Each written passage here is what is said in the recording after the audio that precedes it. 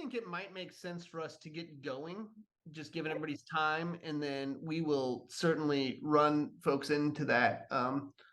So in what can only be considered a moment of hubris, when we were at our meeting together, I was somewhat concerned that we didn't have sort of a communication slash outreach slash the most important thing we need to be doing is educating voters on, the election system in North Carolina committee, and made a motion from the floor. Is that the appropriate way to say that, Jennifer? That we should do it, and you all jumped up and agreed. So thank you. I don't want to say that the rest of the work on the NC Elections Future crew is unimportant, but I will say I think we've got the most important gig in show business, right? I mean, we're all people who care very much about our election apparatus. We all understand that good information is hard to come by, and mistruths can find their way around the world before the truth gets its pants on. And so this is the crew that said, hey, we should go ahead and do this. Originally, it was me and another old white guy leading the charge. And we said, hey, one of our huge target audiences is people who aren't quite 48 years old. And so Lucy very generously stepped up to co-chair this thing. So that's what we're here to do. And I think maybe before we go any further, let's go around the Zoom. And how about your name, how you fit into North Carolina elections, and if you would so indulge me, what's the funnest thing you're going to do this weekend? So I'll start. My name's Damon Circosta. I'm the former chair of the North Carolina Board of Elections, and have been in and around election reform advocacy for most of my adult life. I run a charitable foundation for a day job called the A.J. Fletcher Foundation, and I am going to judge my kids' moot court competition this weekend. Is that fun? I don't know if that, Andy, that probably doesn't count as fun. I see you wincing at that one. I think you're probably... I think judging, if it wasn't your own kids, maybe it's fun, but there's a conflict of interest there, right? Yeah. Andy, why don't you go next? Okay. Andy Jackson. I'm director of the Civitas Center for Public Integrity at the John Locke Foundation. I've been writing on North Carolina election regulation and law for about 5 years now. I have no plans for this weekend. Weekends tend to happen to me. But last weekend I went camping with my son and fishing at Nag's Head. What'd you catch? Like we caught enough Virginia mullet to make a couple of po' boys for ourselves, and my son caught a ray, which we tossed back. Lucy, fearless co-chair, we know what you're doing this weekend, but maybe how about a little bit more about yourself? I have everyone beat for what I'm doing this weekend, which is marrying my love.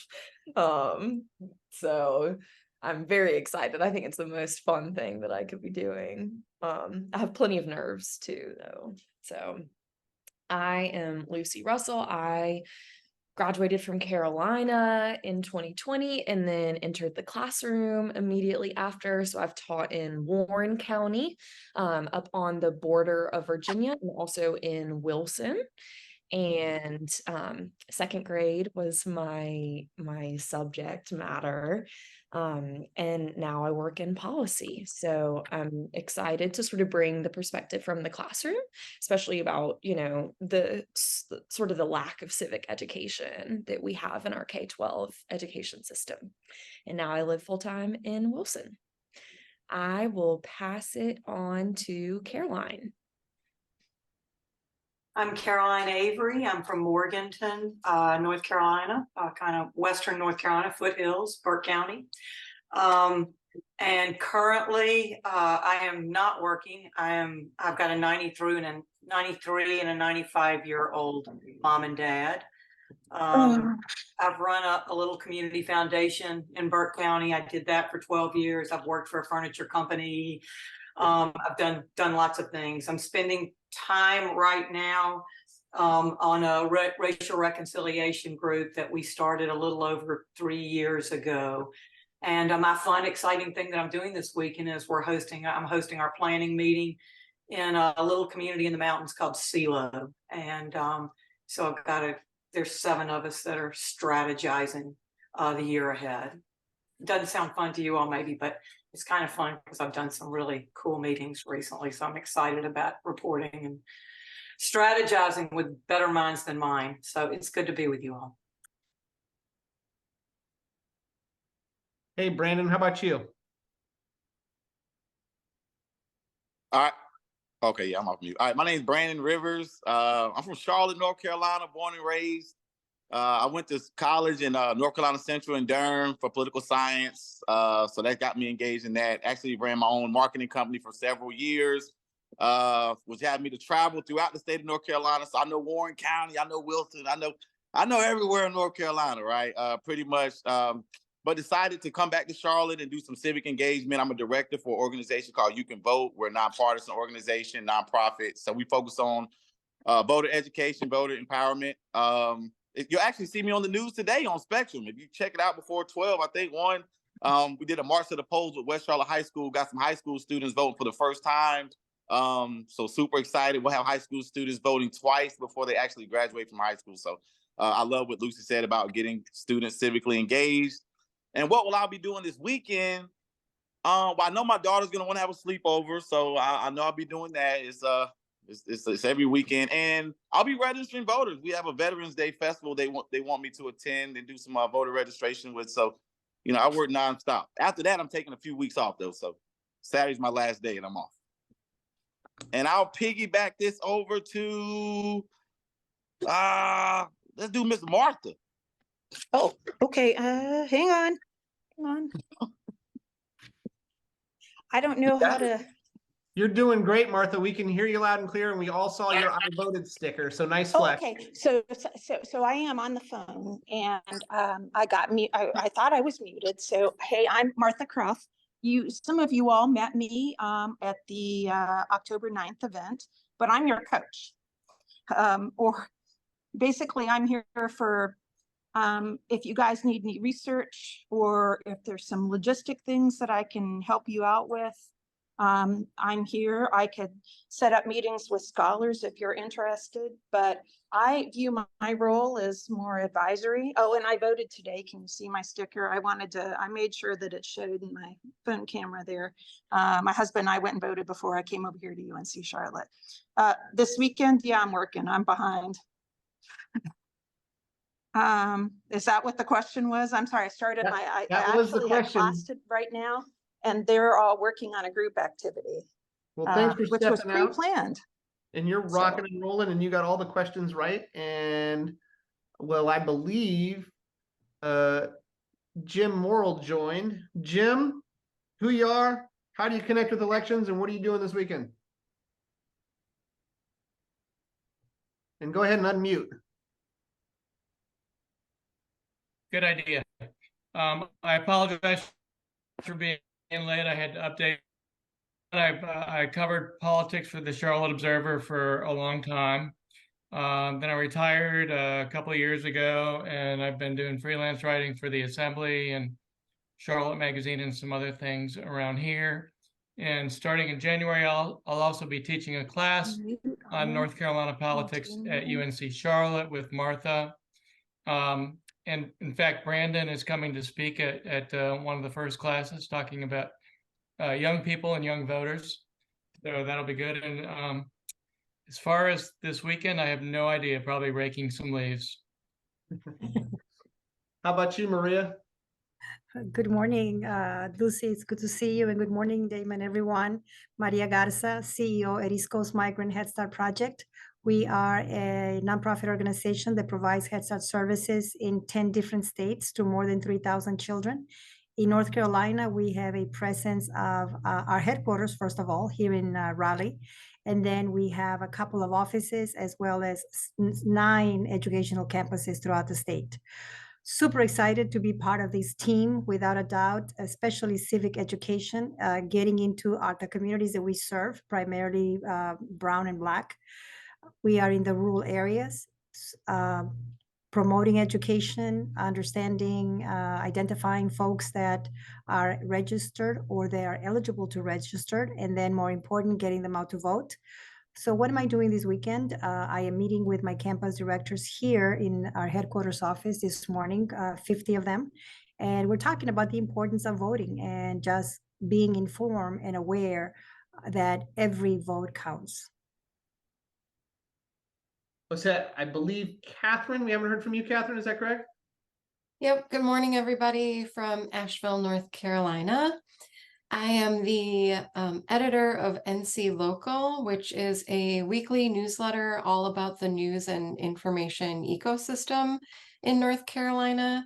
It's connected with the NC Local News Workshop at Elon University. And that initiative is all about how to help local news organizations connect, collaborate, innovate, and be more sustainable. As a longtime journalist, I really care about getting clear and accurate information to people about all sorts of things, but especially around elections. And last year, I had the opportunity to work with a national initiative called America Amplified here in Western North Carolina, where we solicited questions from the public about how to vote, everything from early voting or people with disabilities who maybe needed assistance to vote, and answered those questions for them. It was both a survey and a text-based system. And then we had people behind the scenes going through all of the North Carolina local elections websites, getting the information, answering those questions. And we would answer them all individually. We'd send back emails. And then, of course, we would do news stories and publish the information online. So excited to work with you all on this topic that I care about deeply. Well, maybe we should offer our sort of non-committee folks here, Rachel and Jennifer. Rachel, you want to say a brief word about you and what you're up to? Hi there, I am Rachel Capon. I am born and raised in Greensboro, North Carolina. I graduated from the University of North Carolina at Greensboro with a degree in political science, and pivoted, worked on a campaign. After working on that campaign, pivoted to working into the North Carolina General Assembly. I worked for a House member. He served the kind of lower eastern portion of North Carolina. So we had all the cool beaches. So that was a whole lot of fun. And then pivoted to working with my husband at our political and public affairs consulting firm. And last year he worked with Jennifer and Bob on the Trusted Elections tour. And this year I've kind of taken the lead role in helping them with the North Carolina Election Commission. So very excited to get to work with you all, and excited to see how this meeting goes today. Well, Jennifer, you get the last remaining spot. I get the last word, and sorry I went off camera for a minute. My husband is driving my Tesla and he didn't know how to work something, so I had to tell him. He doesn't drive it very much anyway. So he called seeking help. So Bob Orr and I have been contractors with the Carter Center for a couple years now, trying to keep our elections fair, safe, and secure and peaceful in North Carolina. The Election Commission is part of that. Thank you all for your amazing expertise and time. And Rachel is absolutely the glue that holds this all together. So lean on her if you need assistance with documents or whatever, and lean on Martha for research and experts. And I'm just here to see how this first one goes. I probably won't be joining you for many of these, but I just want to say thank you. Thank you. I'm also a native of North Carolina, born in Raleigh, grew up in Charlotte, went to Chapel Hill and then to Johns Hopkins and University of Toronto. I've been a diplomat, a banker, a nonprofit executive, an elected official. I've been everything under the sun, but I'm not that old. And Jennifer, we can say you got your start in the best part of North Carolina, which is our capital city. So congratulations on that. Sorry you left. You probably never should have. It's the best place in the whole state. And I know everybody here on this call will agree with me 1000%. Moving on to our next item of business. And we've had Leslie join us if Leslie wants to. Oh, hey, Leslie. Sorry, I had a meeting that ran over. I was hopeful I could still jump in. Are we doing introductions or something? Yeah, name how you connect to elections and what you're going to do this weekend. So I'm Leslie Garvin, the Executive Director of North Carolina Campus Engagement. We're a coalition of 38 colleges and universities in North Carolina.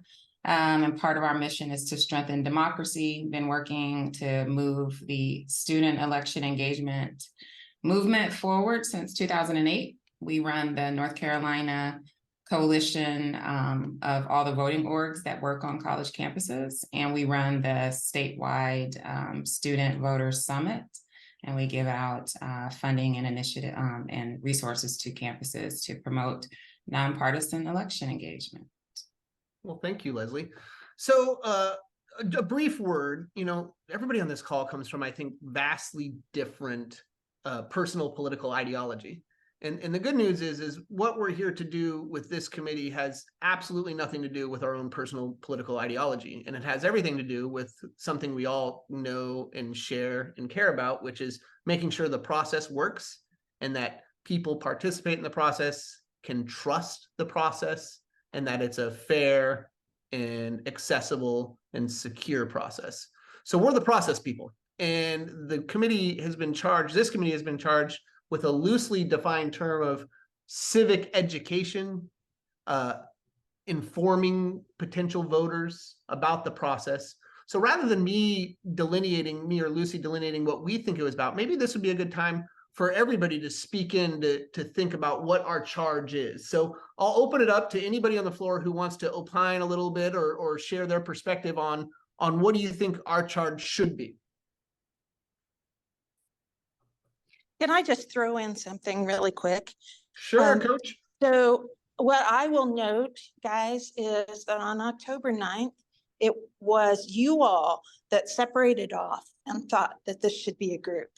And we so respected that initiative that a couple of people took, that we're like, well, this then has to be a committee. And so with all of these, with the committees I coach, I'm kind of letting you do your thing, but I want to tell you that I really respect that. And I think this energy moving forward can really help you accomplish a lot. So I just want to put that out there just quickly, but I'll let you guys talk about your agenda. Thank you. Damon, I'll say that I thought this was important because I thought a lot of what we talked about on October 9th at Public College was aimed for after the 2024 election, and that we should without doing something. And I think one part of civic education, the changes that they have to make, that the legislature made this year, and that it's going to impact people from voter ID, early vote rules, and absentee. You cut out there a little bit at the end, Jim, but I definitely heard you say, we got a lot of changes coming to the system and that those changes might not be widely known or available. Other thoughts and perspectives on the charge of this committee?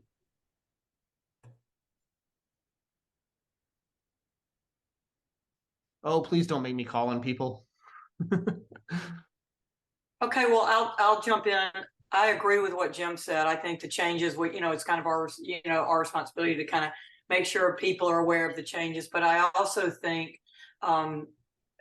trusted sources in different communities to ensure people that it is in fact a safe election, that things are safe, fair, done well.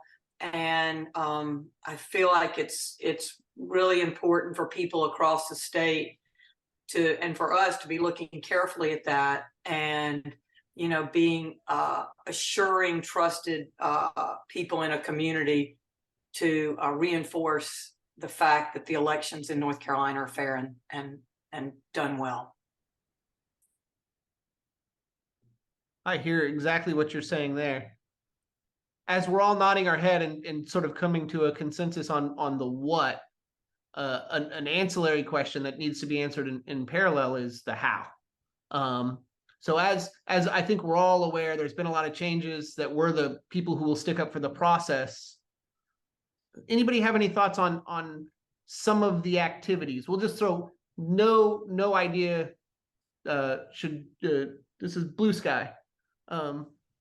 what should this group do, right? If our goal is, we've got all these resources behind all these other committees, working with the trusted election folks to gin up a lot of good stuff, what should this committee do in order to share that information? Well, we got to focus on underserved communities, right? We got to focus on communities like people of color, people under the age of 40, because this is a lot of the people that don't know the information. A lot, like even on the college campuses, I mean, a lot of students, to be honest with you, they don't, first of all, we want to get them registered to vote, but we also want to get them out to vote, right? So like Johnson and Wales, their student IDs were not acceptable IDs for the local elections. So I worked with the Board of Elections to make sure those IDs were acceptable for the 2024 elections. Of course, most of the UNC school system IDs were acceptable, but even with voter ID coming back, you can vote with or without ID, and 90% of the people in the state of North Carolina have some form of that ID. The people that don't have these IDs are people under the age of 40. College students don't have these acceptable IDs. So you want to try to focus on a targeted audience for people that's going to be the most impactful, right? So I think that's one of the biggest things in our committee as well. Just trying to focus on just make sure that we get the information out to the communities that's going to really need it the most. I've done events like at the church, but it's like a lot of older people at the church. Most of them have some form of ID, but you got to go where people move a lot often, right? People don't I do the Roof Above, I do the Salvation Army, I do places where people are typically moving here to North Carolina. They don't have these IDs. So I think one of the biggest focus will be focused on underserved communities that really could utilize the information that we need more than other communities. Hearing what Brandon said, underserved, Lucy, you were going to say something? I was going to say what I'm most curious about, and something that I think sort of to have a baseline of understanding for everyone on the call, is that what is the current communication and outreach done by the state board and local county boards to voters? Like what is the outreach that exists right now? And then potentially down the line, like, do we think we should that the onus should be on these government entities to share information, and maybe to potentially make it easier for example, with the change in voter ID, should it be an opt-in program where they have a really short timeline to respond and get their IDs approved? Or should it be, opt out? Like we assume that all community colleges, universities, their IDs are already included. So I just want to think about what exactly the purview will be. But I know I need to know better. Like I follow the news a lot around election law changes and sort of immersed in the world. I want us to definitely try to look at it from a lens of maybe someone who this is not what they spend their time on and consistently think about. So what are we doing just for the average, North Carolinian and what they know about elections? So those are just top of mind things. Those are not answers. Those are just but it gins up a couple of things that I think are important, Lucy. One question is, how much does our official government resources have the capacity to inform people of the changes that have been made to our election system? And the short answer is, having worked in that apparatus, is precious little. We do have at the state level a small public information office. Most counties do not. The good news is the information that the voters need is out there, and the state election resources, I think, are solid. They come from a perspective of being assiduously nonpartisan.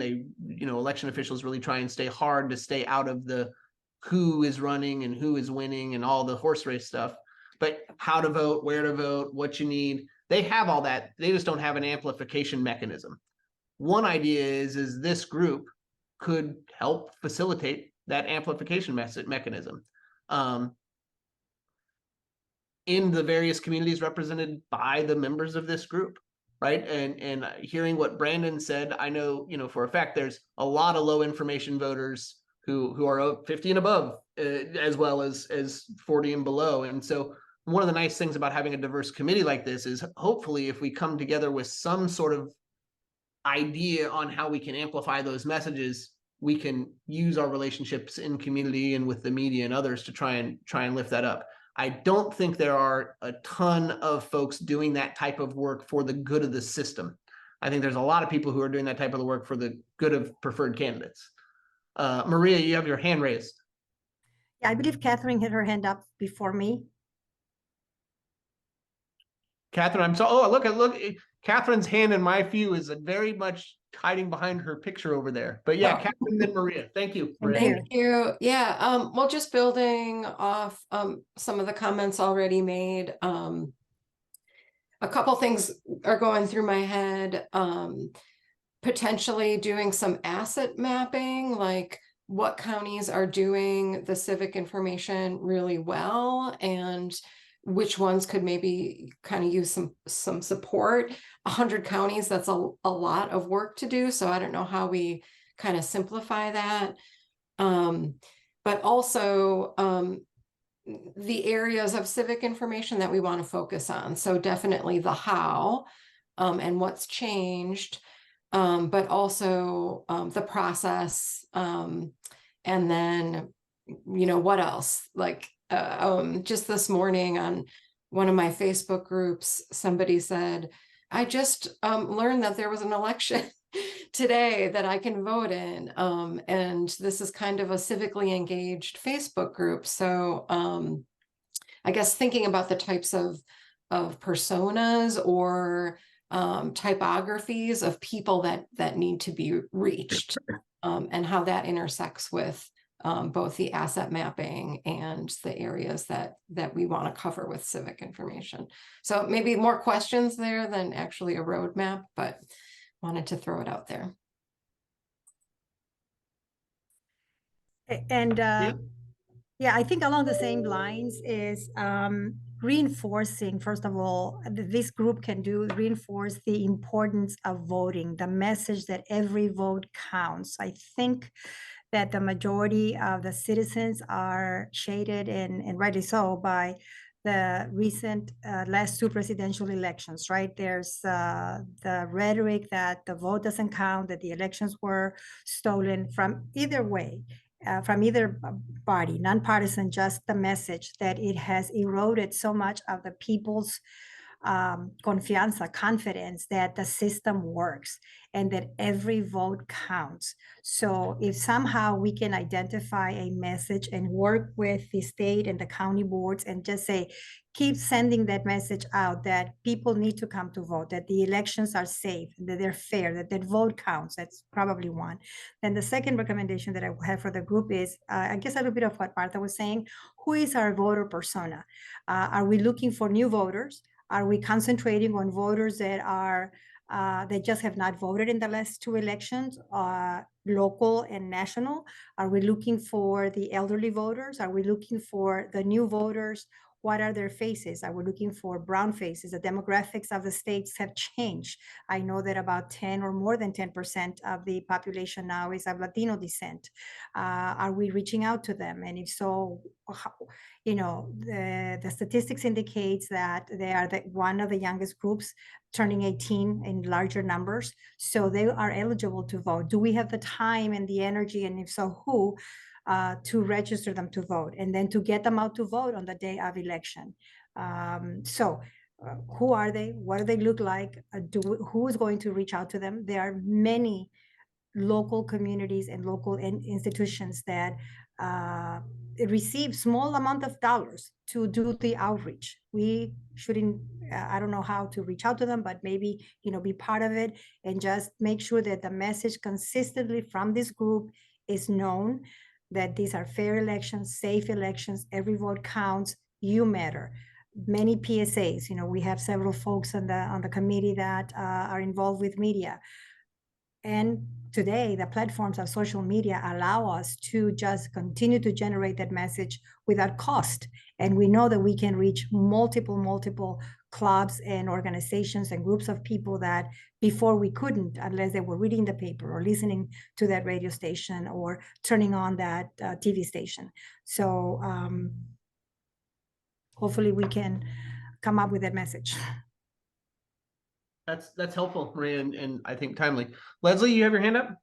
Yeah, this only builds on what's been said, but if we're doing an asset mapping, it seems to me that we do exactly what's been stated, determine which communities we're trying to target, and then map sort of the ecosystem of communication to those groups, right? So if we're talking about people of Latino descent, right? So we know that there are specific media that targets that community, newspapers and other things. There are certain groups, there are certain faith networks that target that group as well. The same with college students, right? The same with seniors, the same with veterans. We also know that there are particular counties and communities, Robeson and others, who are under-resourced and so might need a little bit more support. So to me, I think it would be useful for us to do what Brandon suggested and say, who are the folks that most need the information? And then how do we contact or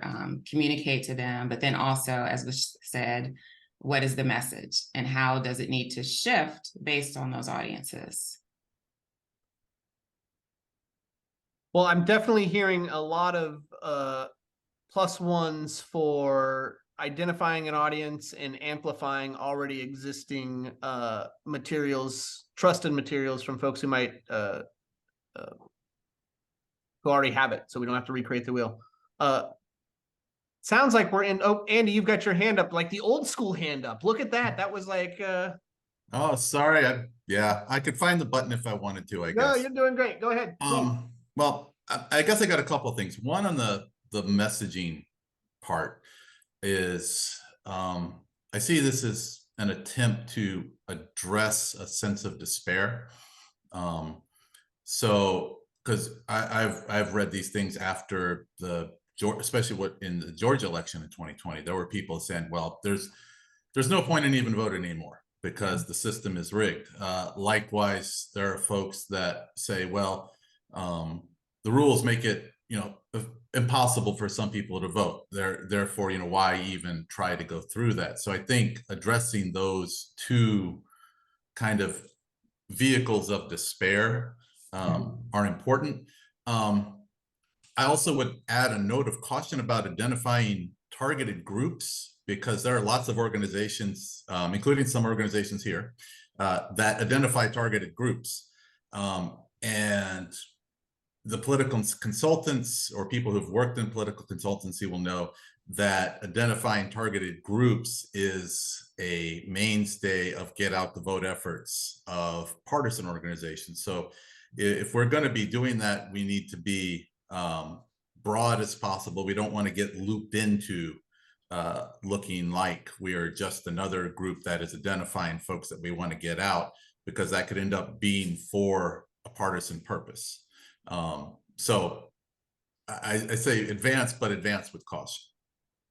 Understood and heard. Oh, somebody else had Can I something. add to that? Because that was something that was on my mind as well, is that if the goal is looking broadly at the scope of North Carolina elections, then our target should be all North Carolinians.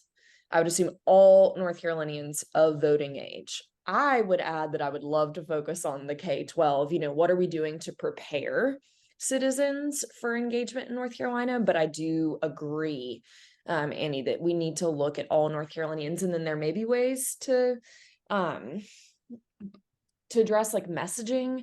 But for my sake, I really strongly think that we should be looking at every North Carolinian and how they can participate fully and have the most trusted information. That may make our job really hard because that's a lot more people, and that's it's a much broader scope. But I think for the purpose of the commission, we are looking, it's a gift to look at the entire state. I see Brandon has his hand raised. Brandon, go ahead.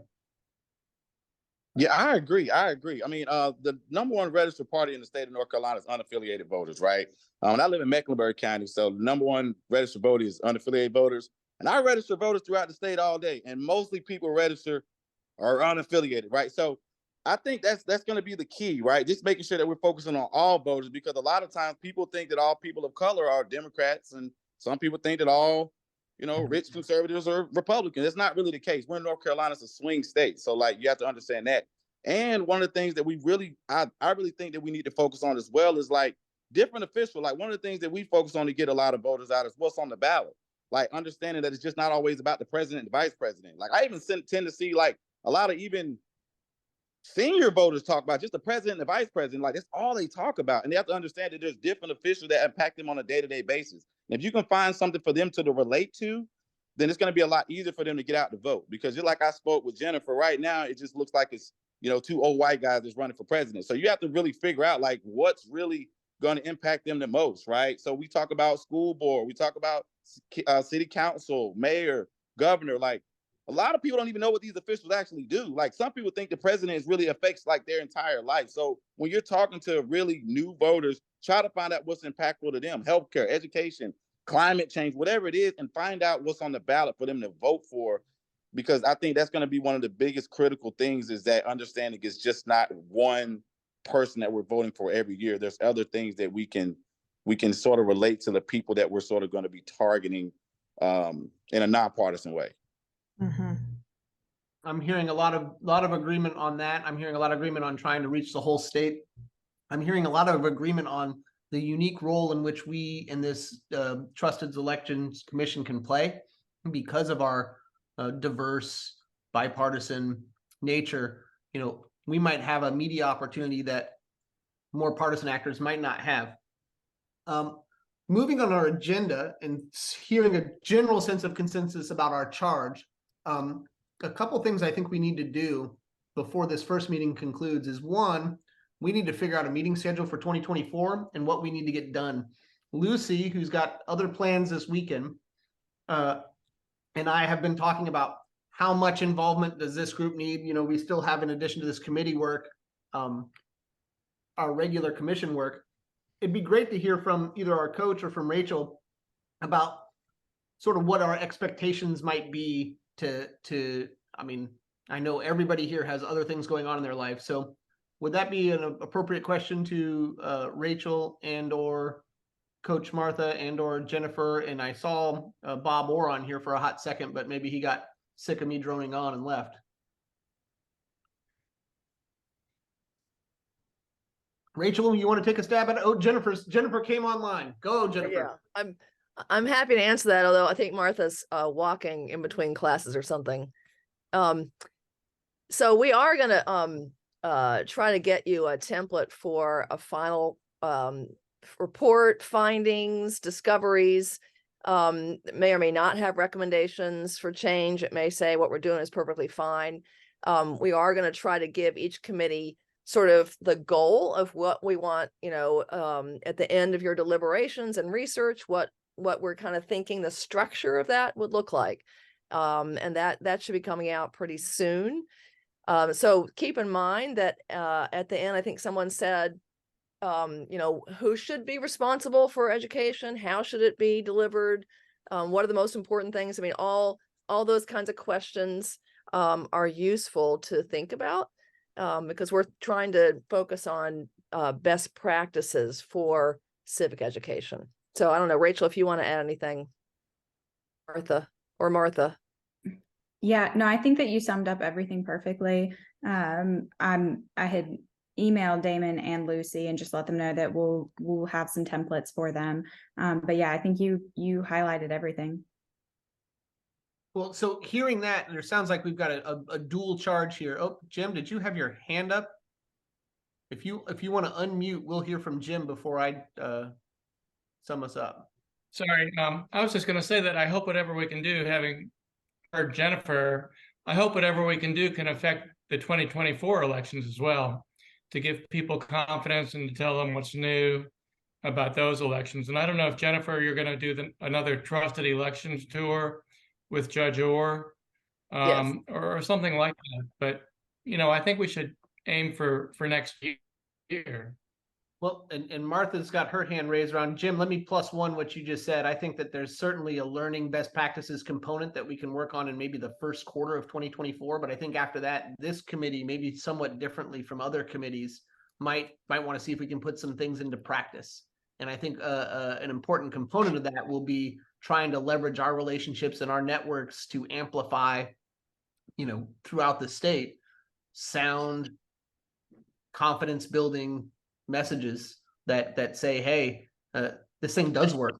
And, you know, I mean, I'm extraordinarily proud of the work that the state board and all the people who do elections did in 2020 and 2022. And partially the reason I'm proud is I was involved in it. But even if I wasn't, I feel like 2024 is the year where this system tests itself. And I would like us to be, as a group, involved in testing by working it now as opposed to post 2024 with a best practices report. So I'm seeing a lot of nods for this is a group that, unlike maybe some other groups, is not simply working on post 2024 recommendations, but pre 2024 assistance with messaging and trying to amplify. I mean, the Trusted Elections tour that Rachel and Jennifer and Bob put on last year was amazing. And we've had luck with cross-partisan messages in a way that don't hit the way that sort of more traditional does. So I'm enthusiastic about that. And Martha, I see you have your hand up. Well, I was just going to say, you know, I think, you know, I want to amplify this idea that, you know, doing the pre-2024 and perhaps some best practices. I'm sort of inspired by Lucy saying that she thinks there needs to be more civic education in school. And, you know, I couldn't agree more, but it's more than just simply saying, you know, there are three branches of government and they have checks and balances, but they need to learn about what elections are. And you guys could make recommendations for not just election law, but maybe for requirements in the state for students to take as well. So you can think broadly about what kind of recommendations you want to make. If that's something you decide you want to do, I would love to see us having more civic education. Helpful. Okay. Well, so hearing all that, do I get a general nod that this is an organization that's both going to work on the sort of recommendation side and also the implementation side in 2024? Did I generally hearing that? Anybody sort of objecting to that notion and concept? Well, now we got to figure out what and who out of this committee. Here's what I'm going to suggest. Rather than burn everybody's time together, because we are coming up at the end of our hour, I'm going to ask everyone to do just a little bit of homework. And I'm going to impanel Rachel to help facilitate this through an email that she'll send to you. And then we get it all organized. But let's all commit to, I'm going to say, our top 5. Our top 5 activities for this committee in between now and Election Day 2024. So Rachel will direct post organization and email, but that is, I'm looking specifically for activities. And to Jennifer's comment in there, yes, let's also add to that. So item 1 is top 5 activities. And then item 2 is ways in which we might be able to help the Trusted Elections Tour improve. And then Lucy, item 3 is, do we have an item 3, Lucy? No, I mean, I think an asset mapping brainstorming could be helpful if people already have ideas or know of, you know, existing work. I think that would be helpful just to have the baseline of understanding. Got it. So item 1, top 5 things this committee should do. Item 2, ways in which we can help the other components of the Trusted Elections group. Item 3, awareness of other things going on. And Martha, item 4. Oh, look, asset map's already going on, so we don't need to do item 3. Is that what you were going to say, Martha? What were you going to say? Oh, you're on mute, Martha. Yeah, sorry, I was on mute. No, I was going to say, you know, I am teaching a public opinion class next semester. And if there's some additional sort of mapping that needs to be done, I'm happy to offer up your service learning possibility for them, which might be doing some research on voter education. So Helpful. I'm just throwing that out there. Very helpful. So let's leave the asset map off because it looks like that's being handled elsewhere. Let's do items 1 and 2. Is there any other third item that people think we should include in our homework? I'm asking you to Sure. self-select into some more homework. I didn't mean to imply the asset map was already being done. I was just describing that knowing all the existing civic education groups that are out there would be helpful. But Jennifer, just so I'm clear, Yep. somebody else might be working on that. Another committee might be working on that, or we don't know. I don't think there is someone else working on that in terms of civic education. That would really be this.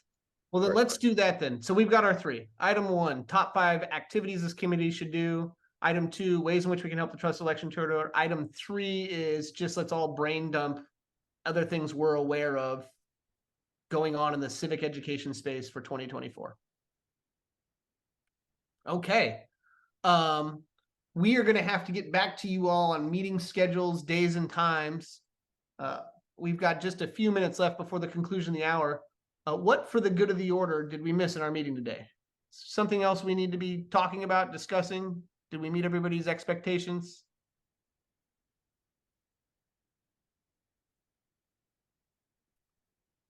I'm hearing silence. I know better than to take silence as assent. Y'all are saying it was perfect, right? Lucy, I think our group wants to give you an extra 10 minutes to do some wedding prep. So my little piece of advice on wedding prep is you're the only one who'll know the whole story. So if you think something's gone wrong, it hasn't, nobody else will know. Listen, one and all, it's been a pleasure working with you. I'm really looking forward to this. I think we all have each other's contact information. If I can be helpful to any of you all in any way, let me know. And otherwise, we're going to hand a few minutes back to you and wish you luck on your rest of your day and go forth. And odd that we scheduled this on election day. So for those of you who do have municipal voting in your jurisdiction, please do what you know we already do, and we'll hang up and talk to you soon. Thank you all. Talk soon. Thank Thanks, you. y'all. Congratulations, Lucy. Thank you. Yes, Congratulations, Lucy. Congratulations. Y'all are so sweet. Bye.